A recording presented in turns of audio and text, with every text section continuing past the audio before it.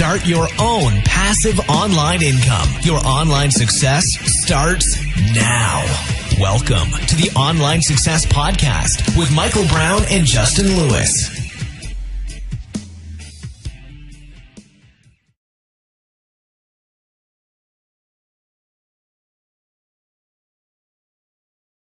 That's good. All right, and you can go ahead now. Welcome to the Online Success Podcast with Michael Brown and Justin Lewis. And in today's episode, we've got a short, powerful episode on building trust. This is episode 11, and it's just awesome to be here again for another live podcast. So, Justin, we're here again, man. It's wicked, dude. I mean, 11 episodes. That's crazy. Yeah, we've got a lot of great stuff coming, a lot more this year too, don't we? Mm-hmm. Yep. Awesome, and well, let's go ahead and just jump right into this. Again, we're talking specifically in this one about building trust. Even though we've touched on these subjects throughout the last 10 episodes, we wanted just to take one whole episode and just really focus on building trust.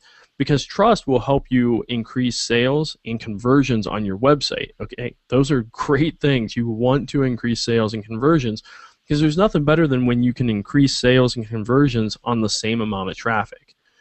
Absolutely. So, a lot of times you need more traffic. Well, in this, we're just going to talk about, hey, let's say your traffic stays the same, but if you're building trust, you're going to increase those sales and conversions. So let's just jump right on it. What does trust do for you? Justin, I'll let you go ahead and kick this off, man. What does trust do for your website and for you personally? Okay, so I'll just go right into this one. I would say trust ultimately increases your sales. That's just because when people know who you are, they're going to be more likely to trust spending money on whatever it is that you have to offer or whatever it is that you're promoting. It also increases your reputation. And just as an example, if I'm a trustworthy guy, that's going to make me reputable. That's going to make you tell other people about me as well. And that's super important because one thing that I try to do with you, Michael, is I tell people about you all the time. Whenever I possibly can, I say Michael's the go-to guy when it comes to marketing. And that's really important. That's because I trust you. It also causes people to become repeat visitors to whatever it is that you have to offer. So if it's a website, if it's your YouTube channel, if it's your Facebook page, anything whatsoever, if you have trust, it's going to get those people coming back to what you have to offer. And that's a huge reason that over any other internet marketer out there that I've come back to you, Michael. And the funny thing is this is the same for me, because we talk all the time now, and of course we're working on projects together, and that makes it even more vital. But I always go to you immediately if I have a Facebook or social question, it's like immediate, like, hey, Justin, what do you think of this? And it all comes down to, trust and your reputation. You're exactly right. Yeah, and like just a few times you've even come to me where you asked something that seemed really confusing to you, but I understood how to solve that problem. Like, for example, with coding and things like that. Oh, yeah. And just that alone, that gives a lot of trust towards me. And so trust is super important. It'll also make people listen to you more. And I say make because if I tell something to Michael, if I say, hey, you've got some CSS coding wrong and I can fix that for you, Michael's going to trust whatever it is that I have to say. And I will listen, definitely listen. Whenever I talk about coding, Michael will listen to that because it's going to help him out too. And it's also going to raise you to an authority in your niche. And I know I'm talking right now about like coding and stuff like that, but I have a lot of experience in coding. So if Michael needs help, he can come to me about coding. If he knows someone else that needs help with coding, that person can also come to me. So it's super, super important to have trust, and it's really going to grow you as an authority in whatever niche it is that you're a part of.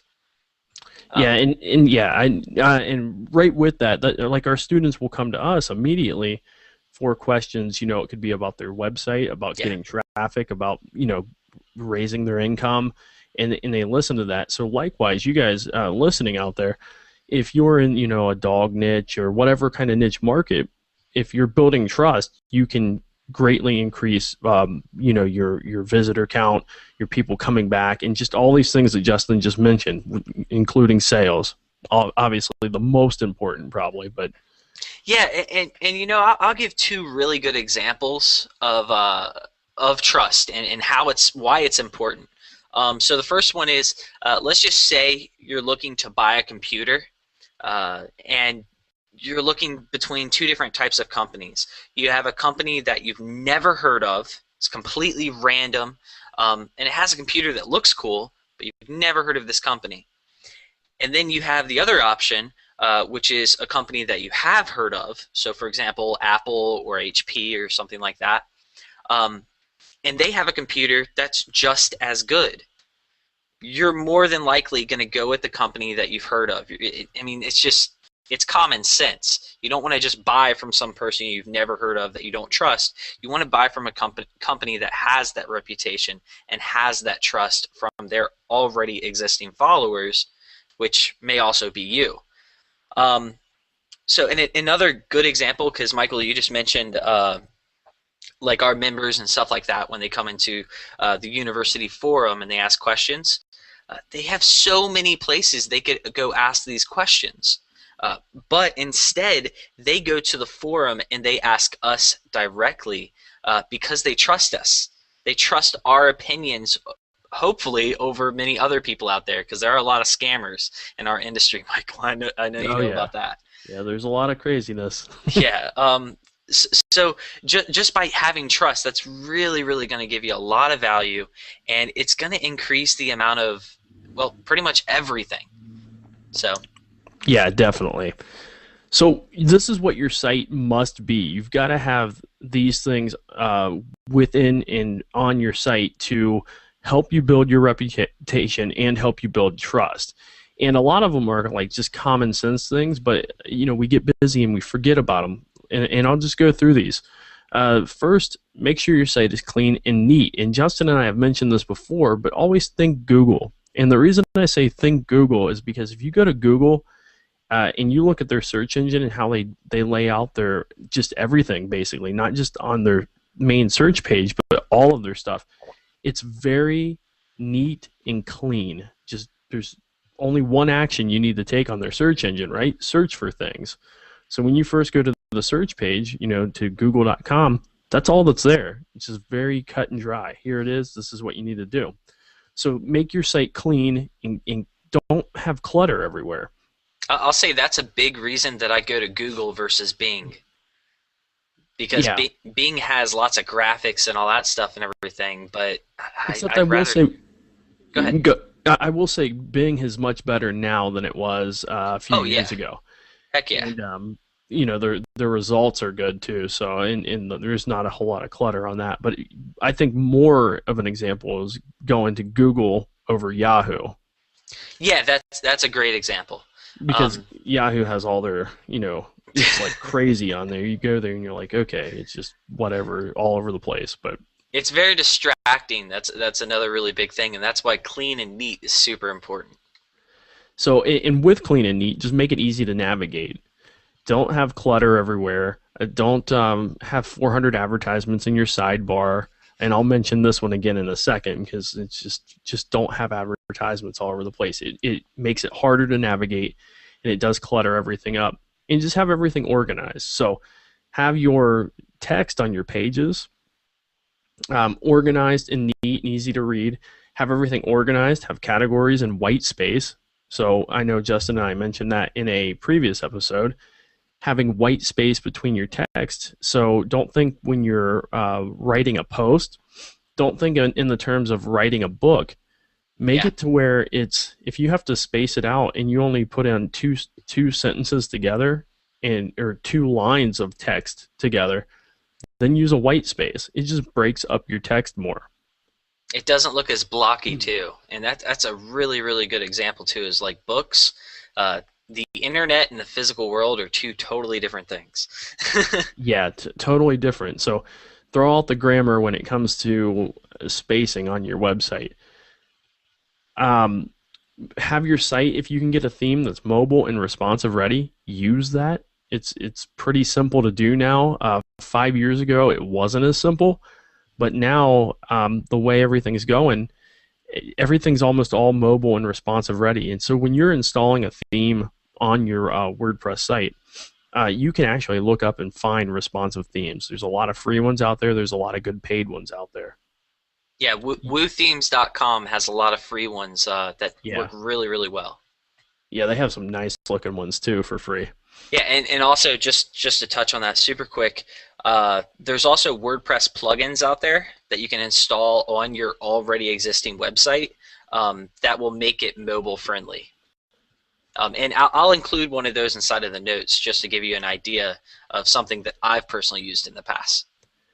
Yeah, I should explain too. Responsive just basically means that the website will scroll to the size of whatever device someone's on. So if they're on a laptop or a desktop or a mobile phone or a Kindle, whatever they're looking at the website on, it adjusts to the proportions. Yeah.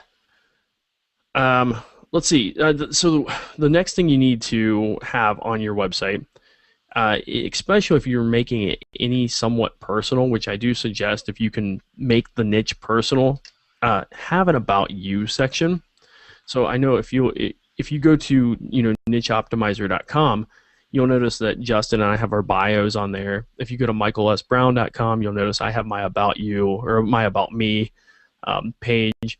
And if you're in any type of niche and you're trying to establish yourself as an expert, have that About You section. It'd just help build up trust and credibility. Make sure you have your disclaimers set up, your contact form set up. They're just basic things. If people can't get a hold of you, your site might not look legit to them. So make sure you do have disclaimers in your contact form up.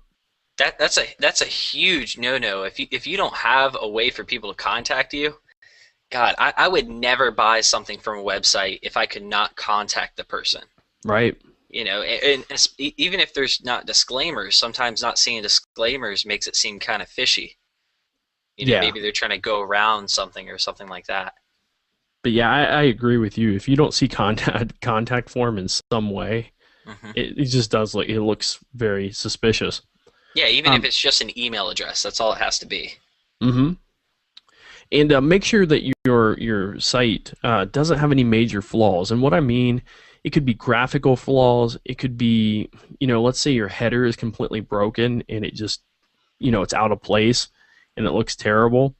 If it's majorly flawed like that, it is just kill trust. If you have broken images all over the place, it will scare some people off. So you don't want to do that.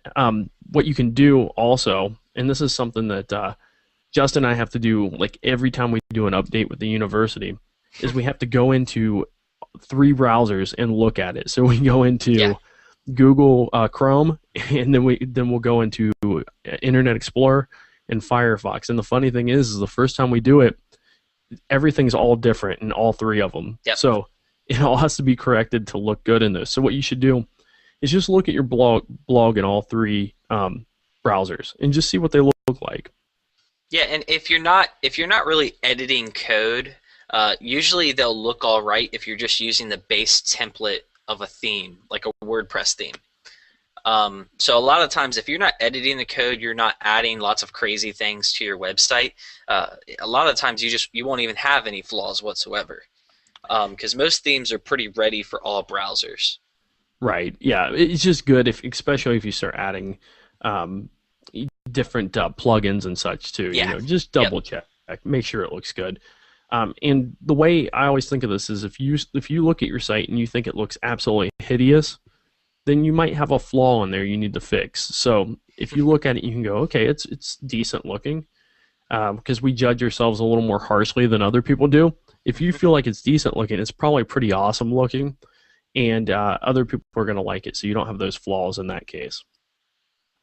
And I touched on this just a second ago, but the advertisements, just limit the advertisements. If you have a couple good products you're going to recommend throughout your site, go ahead and put those in the sidebar. There's nothing wrong with that. But when you have 50 advertisements over there in your sidebar, and I know you guys have seen these, If you go to certain websites that sell advertising space, you'll notice that some of them have a bunch of 125 by 125 banners in the sidebar, and they'll have like 30 of these because people are paying them for it. To me, that looks hideous, and I will never click on those. So I'm sure there are other people in the same shoes that I am when I go to a website. Yeah, and I mean, if you're getting paid for it, that might be a little different. But really, I mean, think about what type of value you're also offering those people that are paying you. Just in that example that you mentioned, Michael, because if you do have 30 banners, man, if I saw that many, I would never touch any of them. Yeah. I wouldn't even look. I'd zone out, and I'd be like, I'm not even looking in that vicinity of this website. Yeah, and in most cases, I just leave. Yeah, I was going to say, and I'll tell you, just the thing is, don't offer 30 advertising spots like that. I mean, that's the best way to avoid it. Offer, raise the price and offer 10 really nice spots. Mm-hmm. Or 8 really nice spots. You start getting way up there in number, and it looks ridiculous. Yep. But those are the things that you have to have on your site. So make sure you're doing these to help build trust. Obviously, I mean, this is, some of these were obvious, some of them probably not so much, but just things to think about while you're growing your site. So, Justin, this is a really important one, and something I know we've stressed throughout the last 10 podcasts as well. Let's talk about this content stuff that we always mention. So, if people haven't figured it out yet, content is super important. So let's go through this. Yeah, content is the most important thing that you're going to have on your website, aside from the design, because design is important, but really you could just have a very blank base template. But what really matters is the content that's on that template, that's on your website, whatever format it is whatsoever, it just has to be good content. And the content, it needs to be accurate. If you're talking about something, you need to really, really stress your point about whatever it is that you're talking about. And you want to be real. You don't want to just throw out fake facts about every possible thing out there. Because when you start throwing out fake facts, right there, you're losing trust immediately. If you say something fake or something that's completely unrealistic on your website, and somebody does research about that really quick and finds out that you were trying to screw them over in some way, you've lost all your credibility. You're gone. And that's just how it works. I mean, if you go and you tell people that this is the best product in the world, and then you do research, or somebody does research on that product, and they find out that there's just tons and tons of really terrible reviews, and it's just a really bad product, that's going to lose your trust for whatever product that is that you're promoting. You also want to be unique. If you're copying the same content and just sharing the same content from other people and not being unique in any way, people aren't really going to trust you. They're going to trust the other people out there.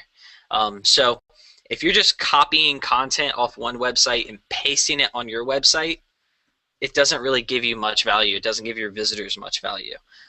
Justin, real quick, the other thing with that is too, there was, I don't know, maybe a month or two ago, Matt Cutts was even talking about, content on websites.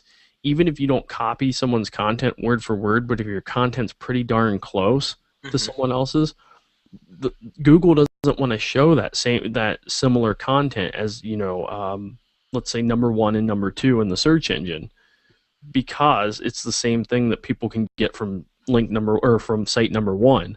So if you're being unique, you're adding more unique elements, you're really changing things up, that's going to be okay. But if you're saying the exact same thing and barely changing the content layout and the way that things are worded, it's not going to do you a whole lot of good in the search engines even. So that's just another negative for not being unique. And we see a lot of people that they go to like the thesaurus and they just find random synonyms that relate to one word. I believe they're synonyms. But they'll find a synonym that relates to this word just so that they can replace like 3 words in a paragraph, and suddenly they think that that's unique, and that's totally not. Right. You need to have your own feel about whatever it is that you're talking about. And a really, really important thing that I believe, and I've done research into as well, that increases trust is to have an image on your website to represent just whatever it is that you're talking about.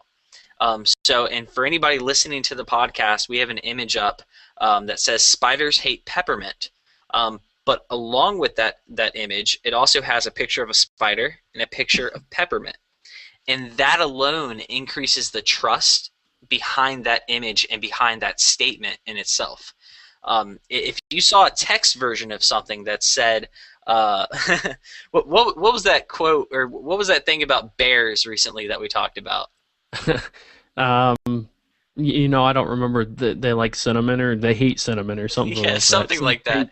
Fake thing that we talked about last time. And that's a fake statement.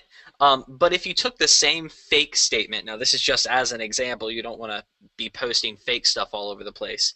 But if you took the same fake statement and you just said, bears hate cinnamon, and then you actually had another one where you said bears hate cinnamon, and you had a picture of a bear and cinnamon, the one that people are going to trust more is the one that has a picture of a bear and cinnamon. It definitely increases the trust, even though that is a fake example. So no matter what it is, you want to have images. And if you don't know where to get images at, we'll list those on the podcast page. We'll list a few resources for you, and we've got them in other podcasts we've done, but we'll kind of reiterate that for you. Yep, and to touch on that really quick, you also want to link to trustworthy sources. And what that means is, Michael's talking about how we're going to be listing the networks that we get images from.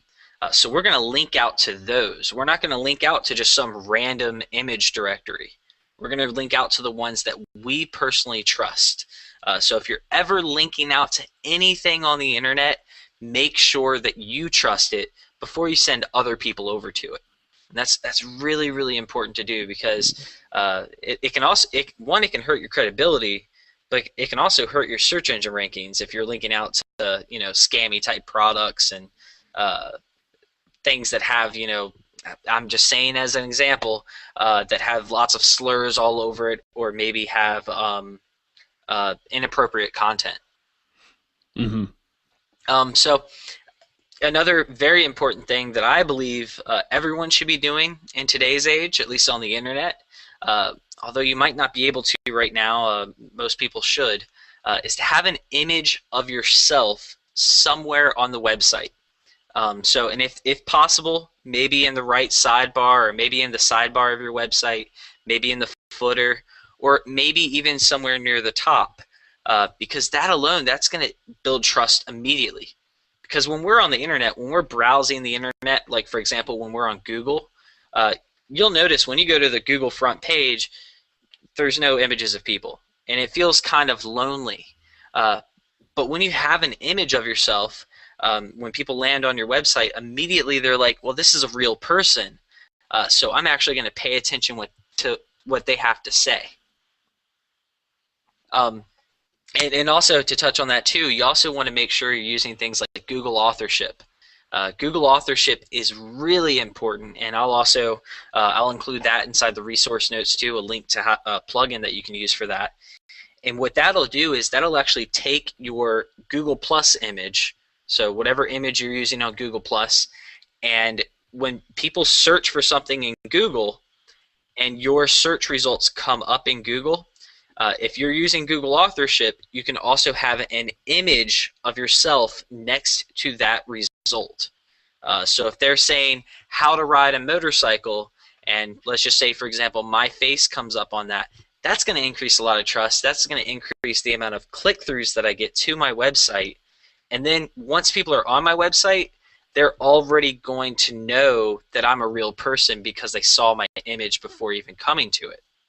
Yeah, that one's a double-edged sword for sure, man. I mean, because you can get people to notice you more in the search engines, let alone they're already going to see you're a person too from that. So it's like it does two things for you there. It's very nice, and I love having the authorship ever since I set mine up. So. Oh, it's awesome, dude. I mean, just to have, I mean, I'm testing it out with a company that I'm helping out right now, and it's freaking awesome. I mean, because you'll see no other company in their niche is currently doing it.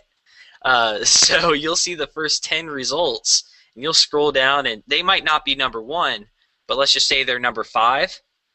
You scroll down, you'll notice number 5. It's going to stand out because you'll see a face next to it, and that's super important. Yeah. Michael, do you want to talk on the emotional elements? Yeah.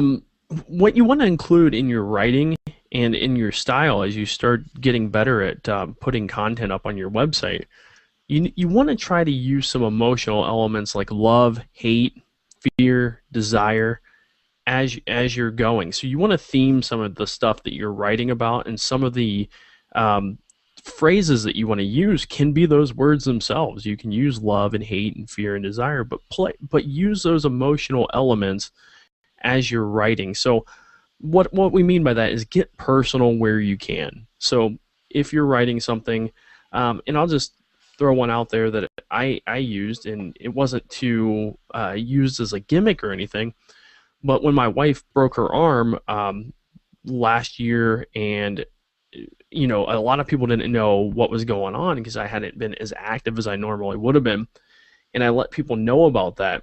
It connected them instantly emotionally to what was going on in my life. And again, it wasn't something I used on purpose like that, but it's me being real and me sharing my experiences, and people love that kind of stuff. So anytime you can connect emotion to it, it's not only helpful for you, it's going to be helpful for your readers.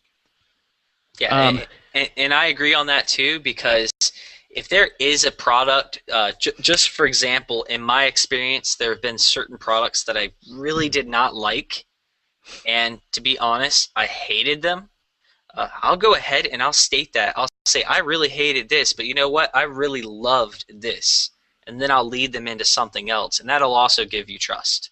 Yeah, and in that, with what Justin just said, he absolutely hated something. Don't be afraid to be opinionated, because sometimes we're too worried about pleasing everyone. Like, oh, if I say this, I'm going to offend this person or this. Sometimes you got to let a lot of that go, because you're always going to make somebody mad. Yeah. It's going to happen from time to time. There's going to be someone that doesn't like you. Whatever, big deal. They'll get over it. So put your opinion out there. Don't be afraid to do it. Don't be afraid to use those elements as you're building your content on your website. And what's funny, Michael, is that the biggest YouTube channels in the world, this is just as an example, so wherever video is, the biggest YouTube channels in the world are very, very opinionated, and they offend a lot of people. But the thing is that people, they don't really mind that too much, as long as it's really helping them out or giving them some source of entertainment or some source of value. So although they are very opinionated and they may seem kind of sketchy, at the same time, it adds that realism to it. It adds more of a down-to-earth, like how a real person would talk to another person. Right. When I talk to somebody, I use words like love, hate, fear, and I don't use desire much. But I use certain words like this and everything. And sometimes, to be honest and everything, I'll curse. I'll even say things like that. Now, I'm not saying go in your content and suddenly start cursing up a storm all over the place. But there are a lot of people out there that will never curse. They will never use any curse words whatsoever in their content, and that's okay. But I'm just saying, sometimes it's okay to be real and be completely open in order to get your point across. Yeah, because if you're going around constantly trying to please everyone out there and not offend anyone, you can come off as pretty bland, and people aren't. Like, look at the people who, and I'm not saying to be like this, but if you look at radio, the people who have strong opinions are the more popular ones. Guys like Howard Stern, Rush Limbaugh, love them, hate them, it doesn't matter. Those are the guys that get popular. So it's, have an opinion where you can. I mean, don't go out there and purposely try to offend someone unless that's what the goal of your content and your website is. But use those things to really help build that emotion, to build you and to build that trust. Yeah. One other thing you can do is if you can get on video or at least have yourself in a still slide in a video. I know it's hard for some people to do, but if you really want to help increase trust more, get yourself on video. And just get something short out there. We recently had some people sending us testimonials for Niche Optimizer. Yeah. And really, really great stuff. I think, was that the first time all of them had actually done something on video? I believe Dawn said it was her first time recording a video, or at least posting it on the internet. Rachel said it was her first time. I believe Mark said it was his first time. And I mean, this is another example. Keith, actually, it was his first time, but he wasn't on video. Instead, he just recorded his voice.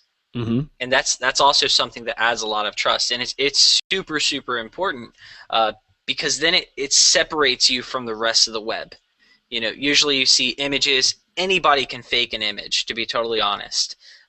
Somebody could go and steal an image and just throw it on your website and make you believe that's them, but it might not be them. But people can't really fake their voice, and they can't really fake, well, it's pretty much impossible to fake who you are as a person. Yeah, so exactly. That's why video does so well, and it's a really good thing to have to add a lot of trust, and it'll separate you from other people in your niche that are afraid to do video. Not to say that it's a requirement, though. It's just another additional thing that you could be doing. Right. It's just helpful. It's just something helpful to do. And like Justin said, if you really hate video, just get your voice out there a little bit. You know, put some audio clips on your site. You know, maybe do a few blog posts and embed a little audio player in the top where you just basically read the blog post to the person. You know, do a couple of those and see what kind of results you get. Or on your about page, you know, in the writing that you have on there, why don't you print that writing off and then read it and record it using like Audacity, which is free, and then put it up on an audio player on your blog or put it up on YouTube and then just embed the the YouTube clip from that. Yeah.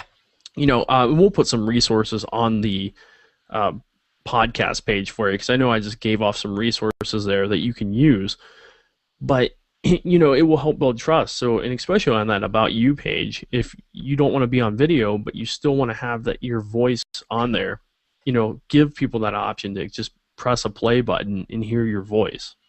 Yeah, and just to finally add one more note onto that, something that's interesting with the things that I've done is one of my most popular videos. Actually, I think it is my most popular video, is actually just me talking about myself and introducing myself. And it's really, really weird how that works, but a lot of people love that because not many people online are doing it. They're not really expressing who they are. They're not getting on video and stuff like that. So if you can add video, it's a really great thing. But if you can't, at the very least, definitely use that image. Yeah, get that on there. Okay, so we've got 3 real rapid-fire additional tips here that we want to rattle off for you. And Justin, go ahead and take us away on this, man. All right, so number 1, avoid heavy promotions. So you don't want to flood your site with advertisements. We've already talked about that. But you don't want to have just advertisements all over the place. You don't want to continuously promote nonstop. And I'll touch a little bit more on that in tip number 3. But you don't want to just keep slamming out, hey, buy this, hey, buy this, hey, buy this. That's annoying, and people don't like that. Mm-hmm. They want things separated a bit. They want to learn from you, or they want to get some help with their problem, their want, or their need. Number 2, bypass the seller's language. So instead of trying to just sell to people and saying, hey, go ahead and buy this right now, which is okay, you can still do that, but also try using words like recommend. And a good example would be to say, instead of you need to buy this product right now or you're going to fail at life, you could say, I recommend you try this product to solve your problem.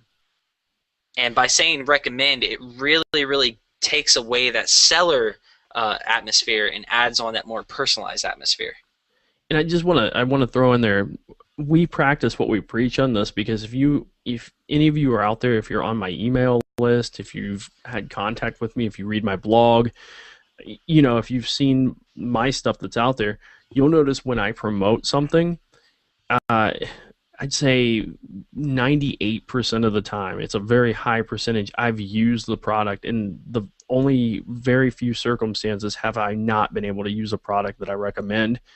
And I think the one or two times that I've done that, it was because of the product. I knew it was from a trusted person that I've bought like 400 products of theirs before, so I know what they're bringing out, and I can go, hey, these guys are not going to screw you on this. I know it's a good product. So you'll see that when I say something, I say I recommend this because I'm using it. Okay? And that's how I know that the thing is good, so I can promote it and I can feel 100% comfortable that when I tell someone to get that, it's a good product. And you can do the same thing on your site. Recommend it and never throw in the, like Justin said, never throw that stuff in there like you're going to fail without this. And people don't want to hear that. Put yourself in their shoes. Do you want to hear that kind of stuff? You don't want to hear that. Yeah, and it just, by adding that recommendation, I mean, that really personalizes it too. To know that, for example, Michael has used certain products and that's what he promotes, I'm going to be more likely to buy something that Michael ends up promoting, whatever it may be. And it's a great way to add trust. And lastly, and I was trying to touch on this a bit more from tip number 1. Tip number 3 is to only market to your audience when appropriate. So don't try to spam them constantly with advertisements over and over. I touched a little bit about that already. But if you constantly start to market to your audience without sharing good content, you'll really, really lose their trust. It's just, I can't stand people that just want to be sellers, that want to come at me and try to promote every single thing in the world every few minutes. Can't stand people like that. When I see somebody like that, I ban them from contacting me. I will ignore them. I will block them, whatever it may be. Unsubscribe, email, right? Unsubscribe, whatever. And I'll never visit their website again if I see that type of thing. But if they're going out there and only every once in a while promoting something, I get more trust out of that. I get a lot more trust out of that because suddenly they're not just always trying to sell to me. They're trying to entertain me. They're trying to help me in some way. They're trying to solve that problem, that want, or that need that I may have. And a good ratio, and I think this is roughly what you use, Michael, I use this as well, is to try to sell only about 20 to 30% of the time.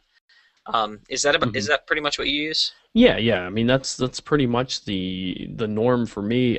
Sometimes, I mean, there might be months where I'm only at like 10%. I might only, not just emails, but on my blog and everywhere, there might be very little promotional stuff and just all good content. But I know from the feedback, people love that, and then they're more likely to buy when I do promote something. Yeah, and also another big thing that I have seen people do before, and this is a little step in the direction of product creation. I've seen people spend like 12 months on creating a product, and then they really just promote it one time. That's not what you want to do. You want to try to seep it into everything else that you're doing. You want to try and seep it into your free content, whatever that may be, or just your content that has no advertisements or have no promotions. And then every once in a while, promote that big product that you want to promote. And if you do that, your viewers, your readers, your subscribers, whatever it may be, your fans, they're going to love you for it. They're going to love you for not promoting to them constantly, because it's really just annoying. Yeah, it is. Well, guys, that's it for today as far as the whole entire episode here. But we're going to go ahead and give you the resources here before we close out. So this was episode 11. So if you want to go read the hard copy of this and see our show notes that Justin's going to put up for you, go to www.nicheoptimizer.com/OSP11, and that's the number 11. And you'll be able to see this episode. If you want to go look at all of our additional episodes from the past and in the future, go to www.nicheoptimizer.com/podcast, and you'll be able to see all of our current episodes that you'll be able to download, listen, throw them on your iPod or iPhone or whatever you want to put them on, and go listen to those. Now, our suggestion is take what we taught you here today and go use this. Utilize the stuff we're teaching you. It's going to help you build your business, make you more money, and you can come back and thank us later. You can come back and leave us a comment on it. But this stuff works, and we don't just throw this stuff together to say, hey, go do this. It's fun. We use this stuff. It's building our business, and it's going to help you build your business too. So go out there and use this and build this within your audience right now. Make sure you're using this. Definitely, and we love comments. So if this is helping you, if the podcast is helping you in any way whatsoever, try and just leave a comment at the very bottom of the episode. It'll help us out, and you can do that by just going to the show notes page. For this one, it's nicheoptimizer.com/OSP11. Yeah, and we do love the comments, and we will respond to them, and it helps us keep growing. So, we do appreciate it, and we do love to interact with you. So it helps both. It's a win-win. Okay, guys, thank you so much for listening to this. Again, I'm Michael Brown, and we're here with Justin Lewis, too. We're here with Justin Lewis. We're here with him. How many people are you, Michael? I am one. There's one of me. Oh, yeah. No. As always, no, it's both of us, and I enjoy doing these every week with Justin. It's a great thing. We love to get out here, not to speak for you, Justin, but I know you love it too, because we talk about this all the time about, putting these together. So I do appreciate every time you getting on here with me. That's why I have a big smile on my face right now, because I'm agreeing. I can't see you right now. Oh yeah, I forgot about that. I don't get to see that. Yes, sadly, Michael only gets to see the slideshow that we have in front of us, while I get to see everything. So anyways, hopefully anyone out there that's listening to the podcast, hope you guys trust us. We are trying to share as much great content as we possibly can inside of the Online Success Podcast. And if you can, again, try to leave a comment for us and maybe give us some criticism and tell us what you think about trust. Tell us why that's important, or why you think it's not important if you actually think it isn't. Yeah, maybe we left something out too. You think we should have something else in here. Let us know. Yep, so we'll see you in the comments, and catch you later. Thanks, guys.